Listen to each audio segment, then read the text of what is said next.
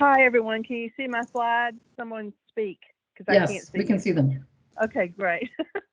Thanks so much. For the last decade, we've been working in the area of healthy relationships and working with about 4,000 youth in our community and the surrounding counties to help them learn how to engage relationships that are healthy, nonviolent, respectful, and that when they engage in sexual activity, that it's safe, and they don't end up with a pregnancy that they're not wanting.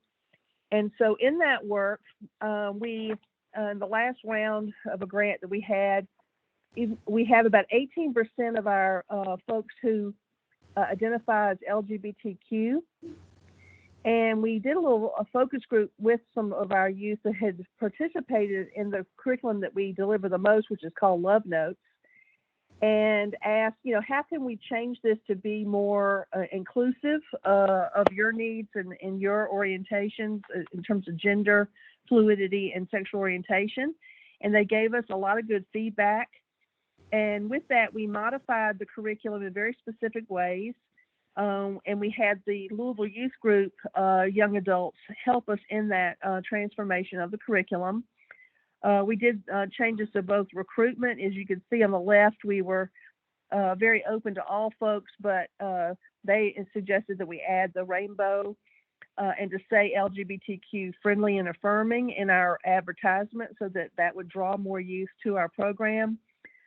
We changed our referral packet to have everybody put their pronouns, and when they were given their name tag for the training, that when they would come, we gave them their pronouns so that would be up front for everyone to know. In our surveys, when we were finding out about their orientations, they asked us to add asexual and pansexual. We often degendered things, so instead of talking about mother being a victim of domestic violence, asked about any parent who was a part of that. We always have asked about all forms of intercourse, vaginal, anal, and oral, but we added kind of some direction so that when we started with some of the vaginal intercourse questions, they would know that we talk about all forms of intercourse as well as other sexual behavior, so they wouldn't feel othered.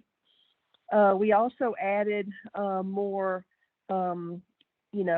pronouns in the curriculum in terms of the pictures, in terms of our language and scenarios, and added more content. You can see on the left, we always had a lot of diversity in the pictures that were shown in our PowerPoint slide decks and handouts, but we added more showing same-sex couples. And we also showed families of diverse forms. And instead of, there's an emphasis in the curriculum to try to draw our young men to thinking about their role in parenthood. And certainly we call them fathers in that role. But we thought we would broaden that so that all parents and all the contributions of all parents would be emphasized, not just the role of fathers. We talked to them about how to break up in a way that was healthy and that would help everyone feel respected and treated well. And we changed some of the pronouns there so that, again, it wasn't just one or another gender. They always have a trusted adult connection that they're talking to during the curriculum. And again, we changed some of the language, like that person, about how they feel, using they pronouns sometimes. Changing, instead of talking about males and females, talking about those who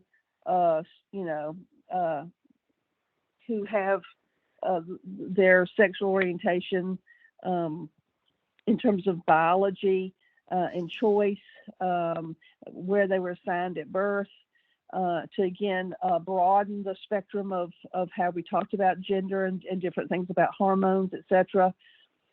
Change a lot of the scenarios to be more neutral in terms of the characters that were in the scenarios, so that it wasn't necessarily always a heterosexual couple, but could be a same-sex couple.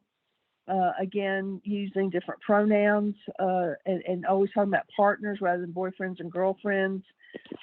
We added a lot to our dating violence pieces in terms of safety and talked a lot about how this often shows up in an LGBTQ context around misgendering people as a form of abuse, denying people the means to transition, purposely outing people who don't want to be outed, isolating people, invalidating identities, and that helped the youth talk to each other about these kinds of issues in an open format and to learn from their peers about how people are feeling in these contexts.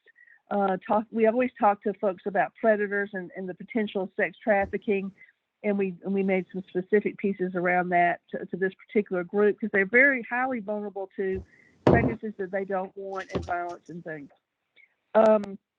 So finally, after we did this, we found that we interviewed youth from this community, and they thought that this curriculum had been written specifically for them. So it did its work. They felt that it was just what they wanted, and they were able to do the communication that they desired, and they changed their behaviors, and they gleaned what we really wanted them to from the curriculum. It was really important in this, and this part of the reason this worked so well was not just the content of the curriculum, but the facilitators, helping them be more competency-based in this area, more educated, and setting up a safe place for everyone to speak. We gave them a lot of exercises and ways to understand all the different new terms that they may not be familiar with. They were working in community organizations and in schools. So we think that also helped these organizations be more positive, and we gave lots of tools for them to help them in this process. So we were very excited about this change and think that it'll make a real difference in the lives of this very, very vulnerable group. Thank you.